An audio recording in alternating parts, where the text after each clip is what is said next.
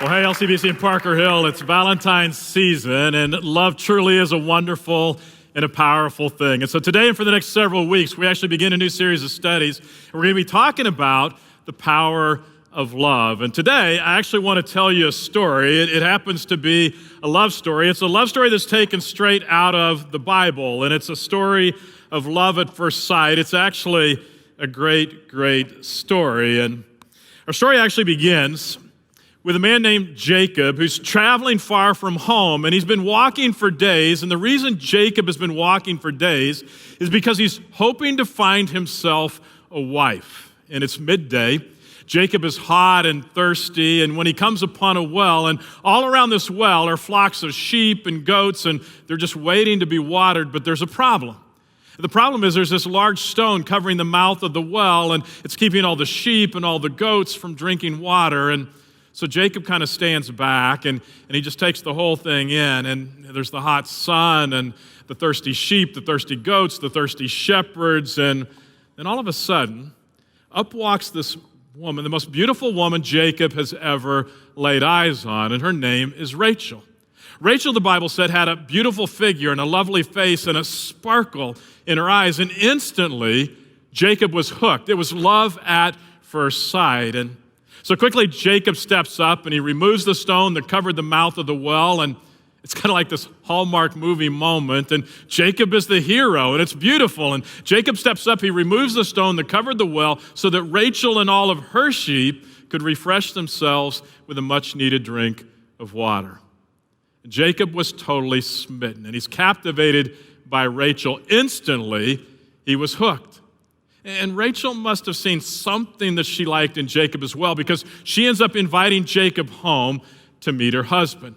Now, Jacob was so smitten with Rachel that he does something crazy. It's absurd, really. And I want you to look at what Jacob said to Rachel's father. And you can read the whole story in the first book of the Bible, Genesis.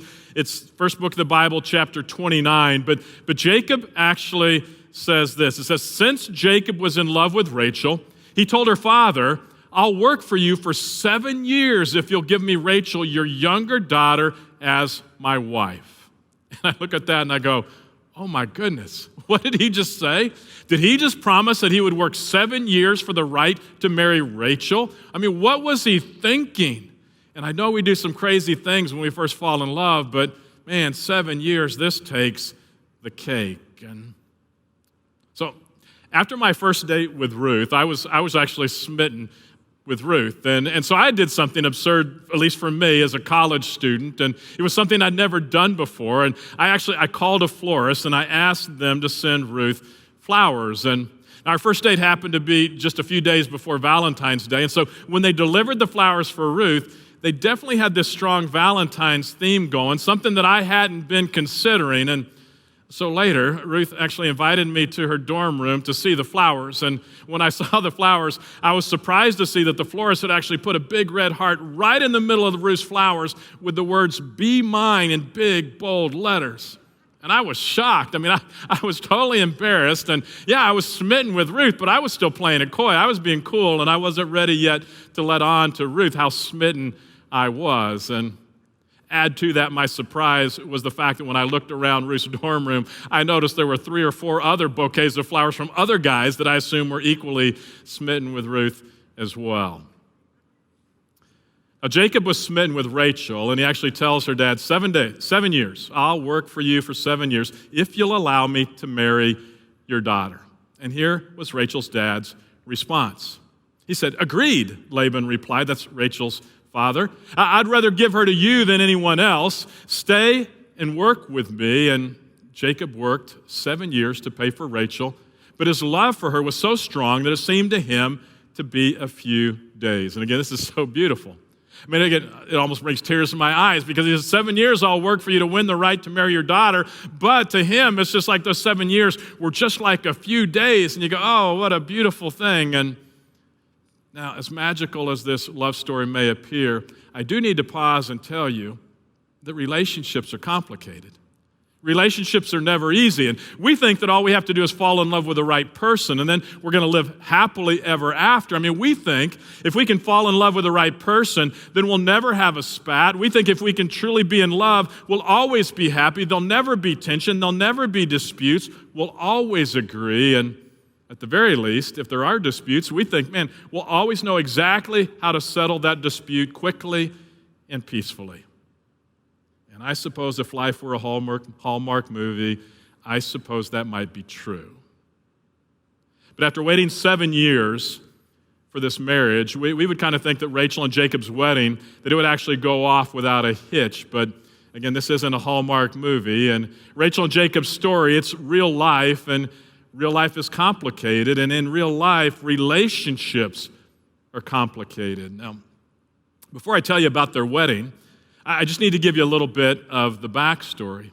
See, Jacob actually had an older brother. His name was Esau, and as the older brother, Esau was in line to inherit a double portion of their father's possessions. That is until one day, after a hunting trip, Esau was hungry. He came home and he was famished, and Jacob happened to be making stew, and Esau asked for some of the stew. And seeing his chance to get the upper hand over his older brother, Jacob said, you know what, I'll give you a portion of stew. If you give me a portion of Dad's inheritance, sure, I'd be happy to give you stew. And foolishly, Esau proceeded to give him a double portion of his inheritance, all for a bowl of stew.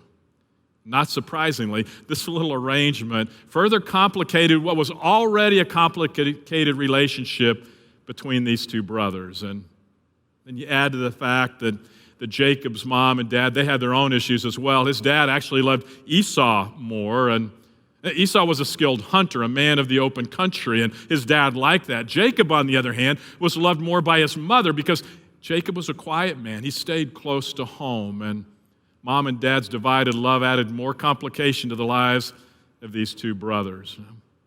So there was bitterness. There was a hatred that actually existed between Jacob and his brother Esau. That hatred was so strong and it was so intense that Esau actually planned to kill his brother Jacob as soon as their father died. So out of fear, Jacob fled his home and traveled to a faraway land, which is where our story picks up, with Jacob finding himself at a well covered by a stone, surrounded by sheep and goats, when a beautiful woman named Rachel appears. So our story continues. 7 years, remember. Jacob had worked to earn the right to marry Rachel. The story says, finally the time came for him to marry her. I have fulfilled my agreement, Jacob said to Laban. Now give me my wife so I can sleep with her. Patiently, he's been waiting 7 long years to be with her. So the Bible says Laban invited everyone in the neighborhood and prepared a wedding feast. In other words, the whole town was invited. This is going to be the event of the year. But remember, life is complicated and relationships are complicated. And you would never guess what actually happens the night of the wedding. This is the way the story reads in Genesis chapter 29. It says, but that night, when it was dark, Laban took Leah to Jacob and he slept with her. Leah was Rachel's older sister. So when Jacob woke up in the morning, it was Leah. What have you done to me? Jacob raged at Laban. I worked 7 years for Rachel. Why have you tricked me? And a trick it was. And Laban goes on with some kind of lame story about it being the custom in their land never to allow the younger daughter to be married before her older sister. And very quickly we realize life is complicated and relationships are complicated. So Jacob is far from home because he's hated by his brother. He's married to a woman that he doesn't love. And if that's not enough to completely complicate things further, Laban adds to the whole mess. And he says this, he says, wait until the bridal week is over, then we'll give you Rachel too, provided you promise to work another 7 years for me. And again, Jacob is smitten, he agrees to do it. And the story says, a week after Jacob had married Leah, Laban gave him Rachel too. So Jacob slept with Rachel too, and he loved her much more than Leah. He then stayed and worked for Laban an additional 7 years. And again, I look at that and I go, oh my goodness. can you imagine what life was like in that tent? Can you imagine what life was like in that family, in that town? Rachel felt loved. Leah did not. Leah ends up having babies. Rachel did not. And not surprisingly, things weren't good between Jacob and his father-in-law, Laban. And you can imagine the jealousy, the comparisons, the hatred that existed in that family. And my guess is you know those feelings. It starts deep down in your gut somehow, and it moves across your entire body till the whole thing feels like you're on fire and you can hardly think straight. And it causes you to think things that you shouldn't be thinking, and it causes you to say things you wish you'd never said, and left unchecked, it causes you to do things that you regret having done, things that you can never undo. That's all because life is complicated and relationships are complicated. So 20 years later, Jacob decides it's time to go home. His family's grown exponentially. He now has great wealth. He's got large flocks of sheep and goats and donkeys and camels. But as he's heading home, he's also afraid. He's afraid of what lies ahead because remember, he's going back to his brother Esau, who he had tricked, who he had deceived. It's the brother who just couldn't wait to kill him when their father died. And do you know what I've learned over the years? I've learned that we all have a story. Every single one of us have a story. And if I could sit down with you, after enough time and enough questions, your story, eventually it's going to come out. And you too have a story. And your story may not look exactly like Jacob's story, but I'll bet it's just as complicated because life is complicated. And relationships are complicated. So Jacob is on his way home, and he finds himself scared. And so you know what Jacob does? He does what so many of us do when we find ourselves and there's no place else to go, nowhere else to turn. Jacob finally cried out to God. Isn't it something how we tend to wait until there's nowhere else to go? I think I've got no other plan, no other hope. So often we finally turn to God as though he's our last resort. There's nothing else that I can do. So we turn to God, and that's what Jacob did. And Jacob said, "Oh Lord, you told me. Return to your land and to your relatives. And you promised me, I will treat you kindly." So Jacob said to God, "I'm not worthy of all of the unfailing love and faithfulness you've shown me. But, oh Lord, please rescue me from the hand of my brother Esau. I'm afraid he is coming to attack me, along with my wives and children." And you know what God did? God did what God always does. God hears Jacob's cry, and God did what God always does. God stepped into the mess, and he guided Jacob through the mess. He guided Jacob through the storm. And it's a fascinating story that reminds me that life is complicated, and relationships are complicated. And you can read the whole story on your own if you want. Book of Genesis, chapters 28 to about chapters 32 or so. And so, let me tell you why I'm telling you this particular story. And let me tell you one of the reasons why this story is actually in the Bible. You see, partly it's to remind us that life is complicated, that relationships are complicated, and deception and comparisons and jealousy and hatred still happen today because that's kind of what people do. We complicate life and we complicate relationships. But more importantly, more than just reminding us how complicated life is, the story is actually about God. And the story is in the Bible to remind us of who God is, and that in the midst of all of the complications of life, in the midst of all the complications in our relationships, God does not change. And God can be trusted. And you do realize that God wants you to do life well. God doesn't want you to experience avoidable heartbreak and regret in your relationships. And I would imagine that God actually tires watching people make something that's already complicated all that much more complicated. And let's be honest, life is hard enough as it is, and there's already enough unavoidable pain that, man, why in the world do we need to complicate it? Why in the world do we need to add pain because of our own foolish decisions? And so I want to give you just a couple of lessons from this story that actually can help us avoid more heartbreak, more pain, and more regret in our relationships. And these lessons are just as relevant today as they were 4,000 years ago in Jacob's complicated life. Because remember, the real point of the story is that God does not change. So number one, and you may want to write these lessons down. In the midst of your mess, seek God first. In the midst of your pain, look to God first. When life gets overly complicated, look to God first.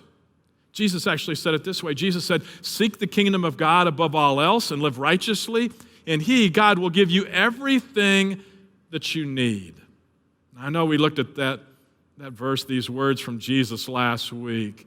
And we looked at them in the context of Jesus saying God's going to supply all that we need financially, all that we need physically to get by. But these words from Jesus, they go way beyond finances. And they go way beyond our physical needs. They actually apply to worry. They apply to anxiety, to temptation, to broken relationships. And what Jesus' promise means is that God will help us find the right words to speak when we find ourselves in a complicated relationship and we are at a loss for words.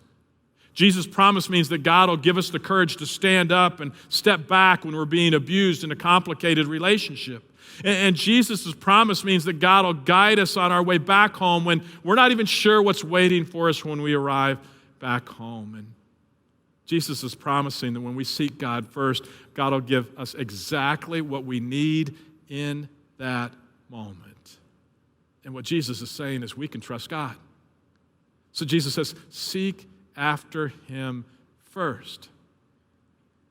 In other words, put the same amount of effort into finding God that you would put into if you were to lose let's say your car keys. And you're going to open every cabinet and you're going to open every door and under every piece of furniture, and you're not going to stop looking until you find them. And Jesus says, seek God first above all else, and He'll give you everything that you need. So I've got to ask you, how hard are you seeking God? I mean, to what extent are you going to find God? And to what length will you go in order to seek God? And how much effort with God? And here's why it's worth all the effort, because everyone wins when you seek God first. Everyone wins when you put God first. And think about it. Had Jacob sought God first, I don't think he would have ever tricked his brother. I don't think his mom and dad would have ever divided their love between their sons. I don't think he would have ever had to run away. I don't think he would have ever had to be tricked by his father-in-law. I don't think he ever would have ended up with two wives. I don't think he would have ever had to worry about going back home to face his brother Esau. But because Jacob did not seek God first, life kind of got way more complicated for him. And because Jacob didn't seek God first, his relationships got way more complicated with more pain and more heartache than he needed to experience, all because he didn't seek God first. And here's my guess. I think there's a real good chance that your life has gotten way more complicated as well, because you may not have been seeking God. You've been going your own way, and all of a sudden life's gotten rough, and as a result, every relationship in your life, it's gotten way more complicated, and you're experiencing way more pain and way more heartache and way more than you ever needed to experience. And you see, everyone wins when you seek God first. And let me give you a couple reasons why. I mean, first of all, everyone wins when you seek God first because God knows the way, and He promises to guide our steps. One of my favorite actually comes from the prophet Isaiah. Isaiah promised that when we're at a loss as to which way we should go in life, or with our jobs, or in our homes, or in our relationships, Isaiah says God will show us the way. And that's why Isaiah said this in Isaiah chapter 30, verse 21. He said, your own ears will hear Him. Right behind you, a voice will say, this is the way that you should go, whether to the right or to the left. And I love that imagery where it's just like God is right behind us, following us, and saying, hey, to the right, to the left, this is the way that you should go. And see, everybody wins when you seek God first because God knows the way. Secondly, everyone wins when you seek God first because God is all that you actually need. Jesus said, seek God and He'll give you everything that you actually need, which includes all things. It includes peace of mind. It includes comfort in times of sorrow. It includes purpose when you're floundering. It gives value when you feel like you have no self-worth and when you've lost all self-esteem and self-confidence. And no other person can do that for you. Only God. Seeking and finding the right person to love in your life, that's not going to be enough. No person will ever be enough. Only God. And so that's why Jesus says, seek God first. Finally, everyone wins when you put God first because God will never reject you. I mean, others will turn away from you. Others will turn their back on you. Others will actually be hurt by things that you say or do. Others will not be able to handle your mistakes or your bad decisions or your hurtful words or your anger or your lies or your failure or your addictions or your jealousies or all of your little quirks and idiosyncrasies. Others are going to turn their back on you, but God will never reject you. God puts up with you. And he forgives you and he accepts you just the way you are, but he loves you too much to actually let you stay just the way you are. So LCBC and Parker Hill, can I just say, however complicated your life has become, however complicated your relationships may be encouraged today because this is what God says to you. He says, don't be afraid, for I am with you. Don't be discouraged, for I am your God. I will strengthen you and help you. I will hold you up with my victorious right hand. So I actually want to tell you one more love story. This love story actually involves David and Blake. And David and Blake are part of LCBC. David and Blake know what it means to say that life is complicated. And they know firsthand that relationships are complicated. And yet David and Blake, they also know what it means to seek God first. And so I want you to listen to David and Blake's story. My name is David. And I'm Blake. So I'm from little, small, middle of nowhere farm country, North Carolina, going to a small church called the Upper Room Assembly, and David came to intern for the youth pastor. I flew to US with expectation of big church, big city. You end up with little Gates County, middle of nowhere. I used to babysit across the street from our house. Our pastor had 6 kids, and so this guy rode his bike, what was it, how many miles? I don't know, 5-6 miles. Nothing for European. So he rode his bike all the way from where he was staying to come help me babysit. Never dated anybody. How do I say that I might have some feelings? What do we do? God put in my heart that if she is willing and she wants to be baptized, she's serious with me, and you're okay to, ask her. So he ended up baptizing me in the river in North Carolina. It was a little bit before I have to go back to check. David actually Skyped with my parents to ask their permission if he could marry me. Says that he loves me, wants to marry me, whatever. My dad gets up and walks away. I haven't heard nothing for a week, and then her mom says, yes, it's okay. We talked about it. But yeah, I think your dad was shocked. He was shocked, yeah. He liked David, but he didn't get to know him very well in that it was just 1 year dating overseas until we got married. We moved to Czech, and I had never been away from home other than the one time. This was a whole new world, I was diagnosed when I was 17 with ankylosing spondylitis, which is a form of arthritis. Ended up not being able to get the medication that I needed, so we ended up just having to fly back to the States and live here. We had our first Aneshka. After we had our daughter, we decided we wanted another one. So I think that Aneshka was 4 months old when I got pregnant with their son, so they're very close in age. And then my sister's boss was doing business with the guy from Potsdam to the town where I am from. Little tiny town in Czech Republic, or the northeast town of Czech Republic. What are the odds? Maybe 2-3 big factories there, and one of them happens to be, this guy from Potsdam owns it and needs some engineer who speaks English and Czech. We certainly felt like this was meant to be from the beginning, for the job to work out so perfectly, for him to be able to fly home and see his family. Everything just felt meant to be. We felt like we were where we were supposed to be, like it was going well. So we moved up here. And it turns out in the job was gonna require him to travel more often than he was home. The first year, I think I ended up being in Czech like 6 or 7 times. And one of those times was like for 3 weeks. And other jobs required me to travel to Massachusetts and Salt Lake City. So I was out a lot. We hadn't been married for very long. I think this was maybe 3 years with 2 small kids, and he was gone all the time. And it was just me. So it took a while for me to get to the point of even having a conversation at this point. I guess I was pulling away more and more, going to my parents' house, pulling away from God, just being angry. And at that time, I feel like he was really leaning in. He was leaning into me. He was leaning into God. He was trying any way that he could to find a way to save us. I just kind of told him, you're going to have to say no sometimes. This is where we're at, and I can't do it anymore. Job is obviously important to be able to provide for the family, but if God told me that, this is your wife and this is your family, so I learned that, I have to advocate for my family in front of the boss. I knew that God meant, for us to be together, and if we gonna lean on Him, He will find a way for us to, get close again. I feel like he was very committed to us, committed to our relationship, committed to me, and committed to God. And that's what got us through.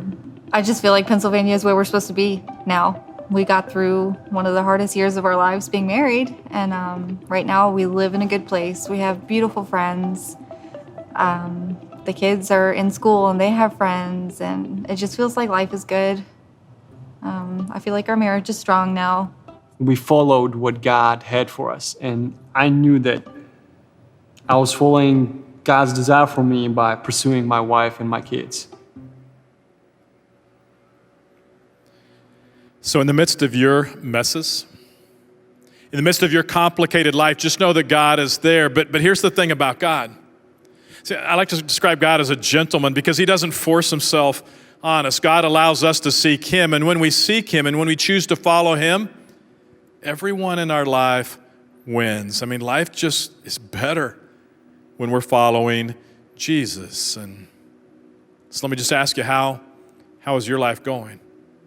And how much better would it be if you'd actually choose to seek God first and then choose to follow him? And about 3,000 years ago, a man named David lived a very complicated life with lots and lots of complicated relationships. But when he turned to God and when he chose to follow God, his life changed. And so this is what David actually said was his experience when he would turn to God and allow God to lead him. David said, "The Lord is my shepherd. I have all that I need. He lets me rest in green meadows. He leads me beside peaceful streams. He renews my strength.